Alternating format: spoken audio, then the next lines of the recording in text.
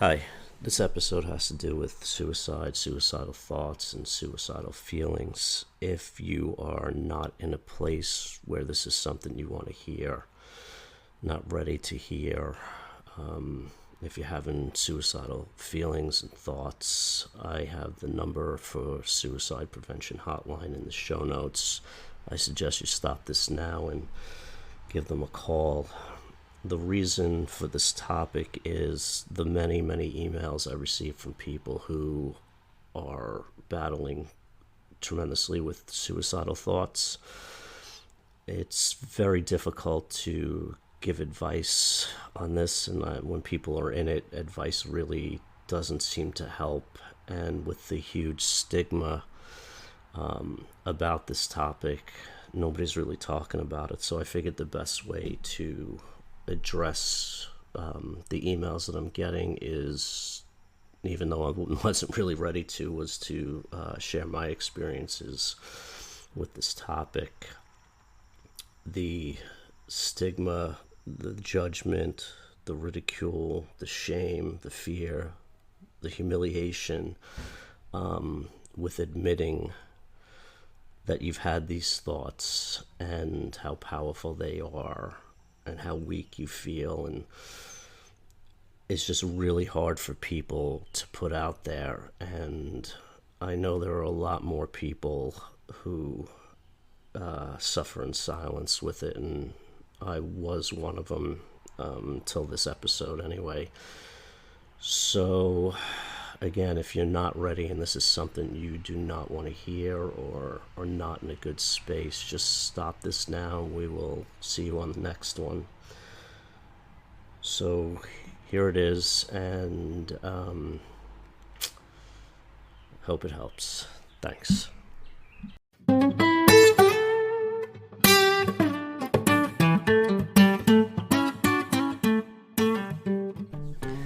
This is a difficult topic. I've gotten quite a few emails about people talking about suicide. And there's a hopelessness in those thoughts and feelings when they come. I was about 9 or 10, and my grandparents were staying with us. One of them wasn't feeling well, and I was sleeping on a army cot in the hallway for a couple of months. And I wanted somebody to feel as bad as I had felt. And that's the first memory I have of suicidal thoughts. I wasn't, I thought that I was sleeping in that sleeping bag on that cot, that if I curled down to the bottom and had closed the top of the bag, I wouldn't have woken up in the morning. I was too young and not smart enough to realize that it wasn't like a plastic bag. It was breathable. And I remember the thought clearly, maybe now they would know how much I hurt. And obviously I'm here, so, I woke up and I was surprised, and I realized that it was going to take a lot more effort than that to check out. And they came from time to time, but at that point I was drinking and taking pills to kind of chase it away. And the aftermath of it was, I started to think about, if I really wasn't here, what would I have missed? Did I have a purpose here? So I kept away from those thoughts, and I kept away from it by working and drinking and drugging and chasing women and chasing status and just running as fast as I could to keep away from it, because the emotional hangover of that kind of scared me. I didn't want to feel that, what I felt on that cot in that sleeping bag, ever again. So I kept pretty fucking busy my entire life. I was not one that could sit still.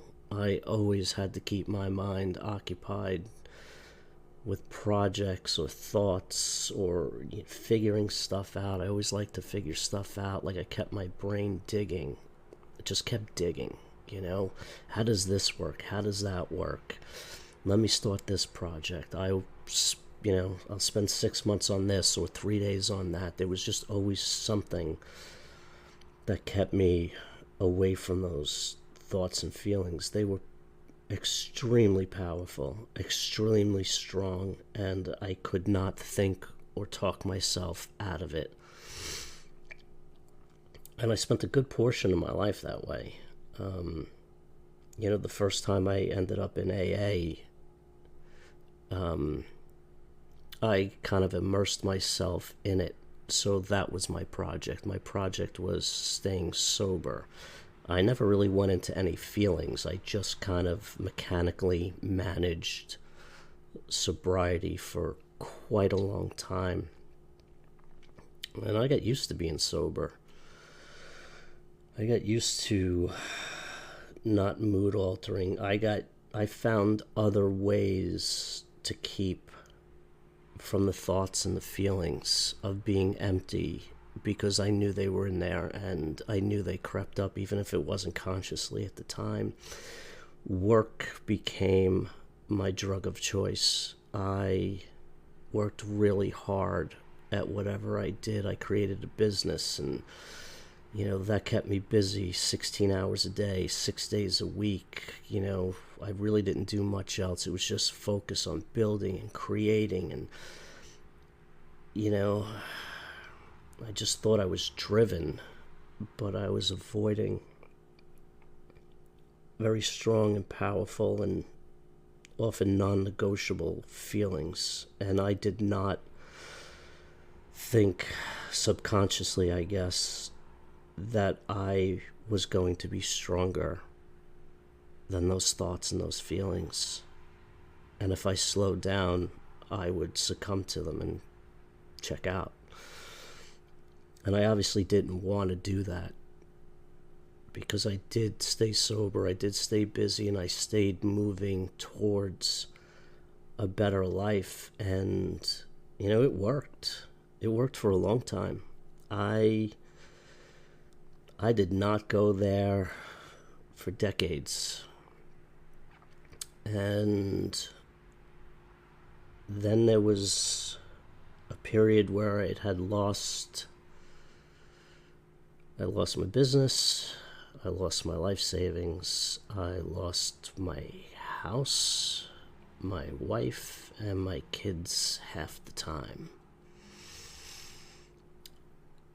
And I had met somebody right around that time when it was crumbling, and it was this oasis in a desert of loss.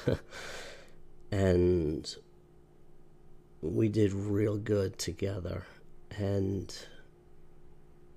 I enjoyed every moment of it. And we had set up our lives where we did not want to be apart, and we were going to move in together and combine families and live happily ever after. And 45 minutes after we made that decision, when we were away on vacation, she had got hit by a car. I didn't know that at the time. I just knew that I couldn't find her. And frantically looking and driving around, and she just never showed up. And upon calling the police, I'd found out that she was in a hospital, almost dead, and that was a long road to recovery. She didn't know who I was, and you could just imagine the shitstorm going on emotionally, and we ended up parting ways, and I went to a place of not feeling. I threw away 17 years of sobriety. I just started chasing everything. I ran faster than I had ever run before, and I had never lived a point in my life where I was unable to feel emotions or empathy or sympathy or anything. It was chasing the high, chasing women, chasing a good time, chasing excitement, chasing recklessness. Anything but normalcy. Anything where there wasn't chaos. I needed constant chaos. And that too ran its course. And I got tired. I got tired of the games. I got tired of the people. I got tired of the scene, the circuit, the craziness that I was living. I was living the life of a 17-year-old addict in a 40-something-year-old body, and you don't recover blackout drinking like you did when you were 17 and 22 when you're in your 40s. And I just couldn't do it anymore. And all the feelings that I had run from my whole life, and then the loss of all of that, the house, the money, the family, the kids, the cars, the business, and then the woman after, all in 18 months. I never had a chance to process any of that. And it hit me hard. And it hit me real hard. And it was too much to process. And I just completely backed out of life. I was a walking zombie.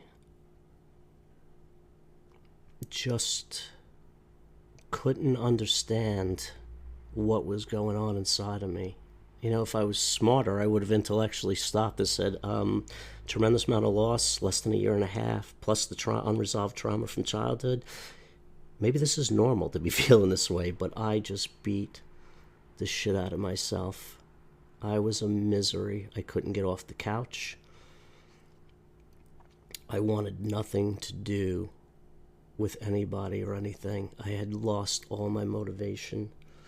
The only thing that kept me going was I have my kids half the time. And knowing that I would have to see them kept me going. I would save up all my energy for when they came. And I would pretend to somehow get through it so that they wouldn't know. But they knew. Everybody knew. You couldn't hide it as much as I tried and as young as they were. I just couldn't.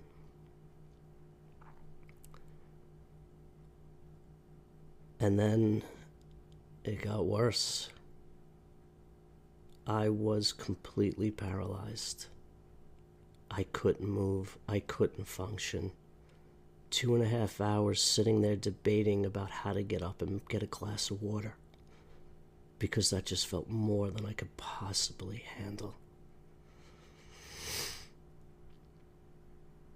And I just thought I was going to feel that way the rest of my life. So it was in limbo, right? So I wasn't mood altering, and I wasn't running from the feelings that were always there. They were always there. I wasn't strong enough to look at them.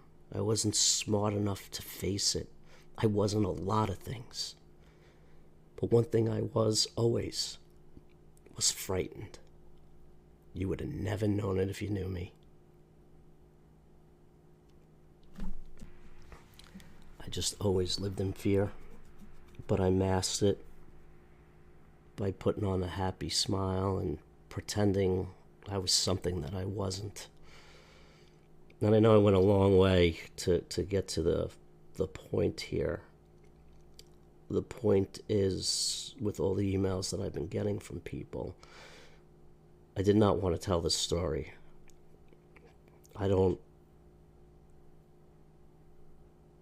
This is just not a story that I really wanted to tell. I don't feel like I was ready to tell. I was hoping to never tell. But those emails just they're really just so, I feel like what am I doing if I'm not sharing this? Somebody needs to benefit, right? Once I started sitting with those and the paralysis set in and the doom and gloom and what's the point? I'm never going to feel any better. Nothing worked anymore. Not chasing money, not chasing a high, not chasing women, not chasing a good golf score, nothing. Nothing. I knew with every inch of my being that nothing outside of myself was going to make me feel any better. But I didn't know how to go inside. And then I was presented with a situation where I'd felt very trapped. I was being pushed to a place that I did not want to go.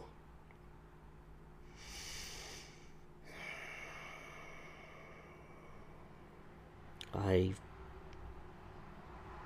didn't have the strength or the energy to fight the battle, but I also didn't want to roll over either. And under this pressure, I was taken to a place a long time ago that I had no conscious memory of. And it was the place I've always needed to go. It was the memory I needed to have, because I didn't know where to look to heal. And I spent 4 hours reliving extreme trauma. And there was a freedom in that at some point later on. But what happened directly after that was those suicidal thoughts and those suicidal feelings. And they were there. And I tried to, you're like, oh, don't think about that. Hold on. Let's go look at the lawn. Let's go look at the buildings. Let's go do something. We cannot acknowledge that this is here. We cannot go back to this place. And with this new information, I did not know if I wanted to continue on. I checked myself into a hotel one night to face it, to face the thoughts and the feelings, to decide if I wanted to stay here or not.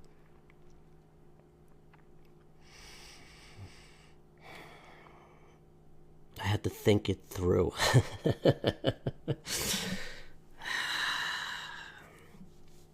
I ended up feeling it through, because the thoughts were, I didn't want to be here. The feelings were, I didn't want to be here. And I sat for hours putting it off. Just another second, just another minute. I stood at that line, and I just was there with it. I didn't try to analyze the thoughts. I didn't try to think about how to do it, how not to do it. I just sat there and I let those thoughts be. I let them take me over. And I allowed myself to experience them.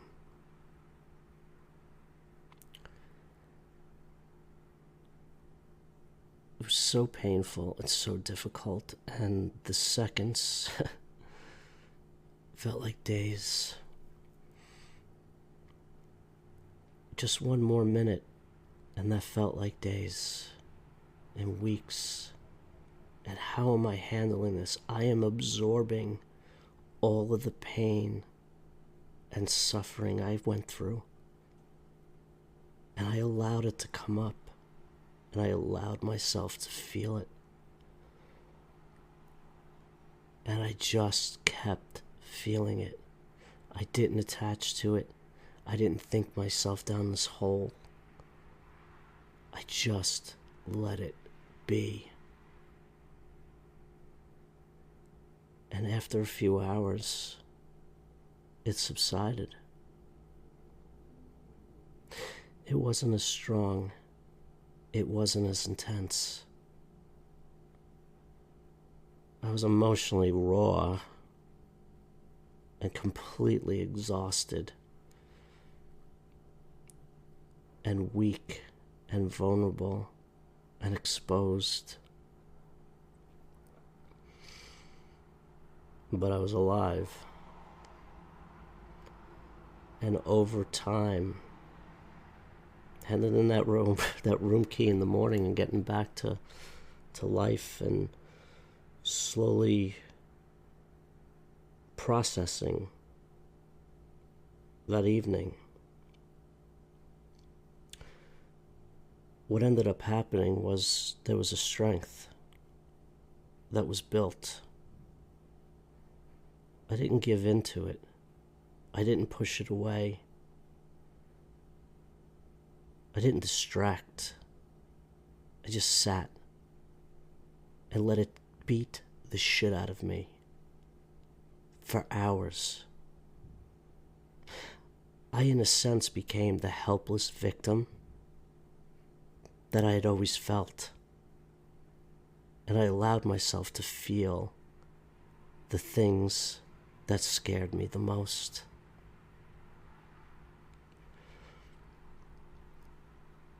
And then a strength started to build, a little at a time. And the processing of that event made me realize that I am not my thoughts. I don't have to attach to every feeling. I'm stronger than I thought I was. I am more powerful than my thoughts and my feelings. My soul wants me to continue on. My soul wants me here.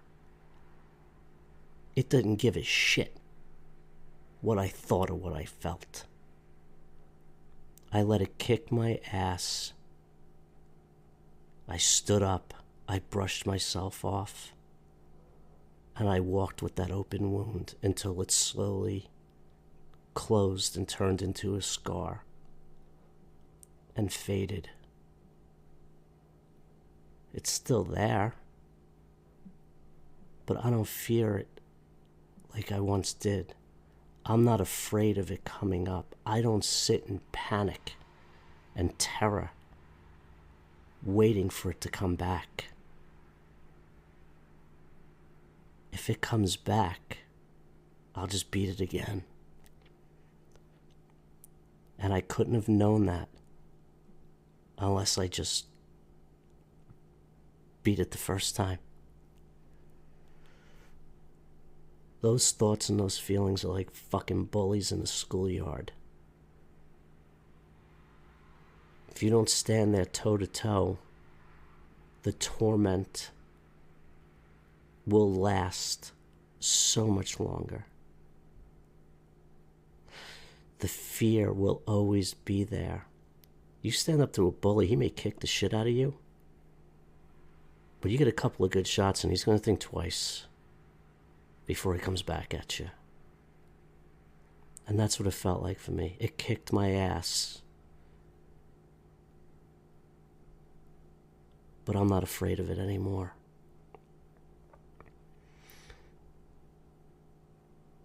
There's a healing in it.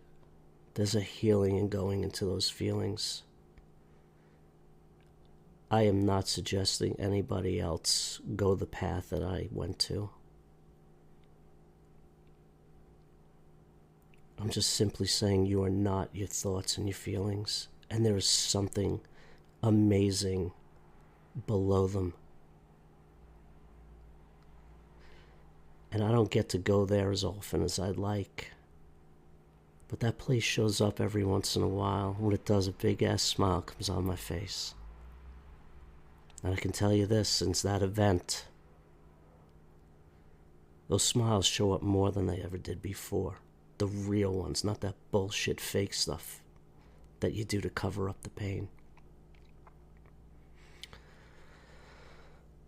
I've been doing this work a long time. I couldn't have started out in that hotel room. I had to peel away layer after layer, year after year, slowly building up that strength. This work you can't rush.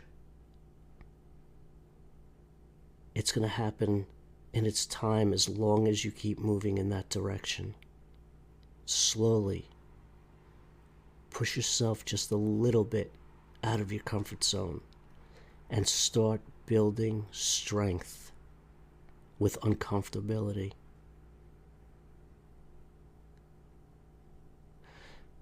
Uncomfortable feelings are always going to be there. Nobody is going to live in this world, on this planet, and not experiencing them. The difference is knowing that you can handle and deal with it and not be completely overwhelmed. We're completely overwhelmed already from where we came from and what happened, that we never processed them, we never felt them. We have this world of incredibly shitty feelings and emotions inside of us that we can't handle anymore. It's a balloon that you're blowing up and it's at its limit, and you feel like if you take one more breath, if you put one more emotion into it, it is going to pop. They have to come out of you, and it has to start slow, and you have to be kind and gentle with yourself.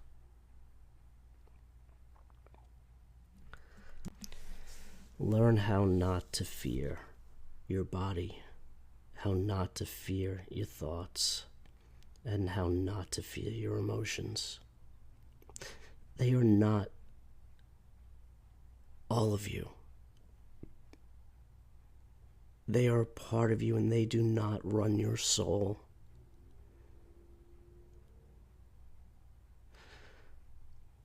The fear we have limits us, puts us in directions that we don't want to be in, limits our life. I cut those feelings off at age 10 with alcohol and pills. And I reintegrated them back in decades later. I feel more whole, more complete, stronger, more competent than ever before. I went through a shitload of pain to get there. And it sucks that we have to go through this to get to where we want to be. Avoiding isn't the answer. And you know what? If somebody told me this is what you had to do when I was 23, I would have never been able to do it. I wouldn't have listened. I could have found the softer, easier way. Tried everything I could think of. And it all led me alone in a hotel room. It doesn't have to get to that point. Find somebody you can talk to. Find somebody you can do this work with. You're worth it, and you're needed here. You're worth it. And if you haven't heard it lately, I'm telling you, you're worth it. Do the work. Put the time into yourself. If you're not going to do it, nobody's going to do it for you. You got this. Thanks for listening. I appreciate it. I hope you got as much out of it as I did. And I think now it's time for my emotional hangover. So I'm going to go take care of that. And you go take care of yourself. Thanks.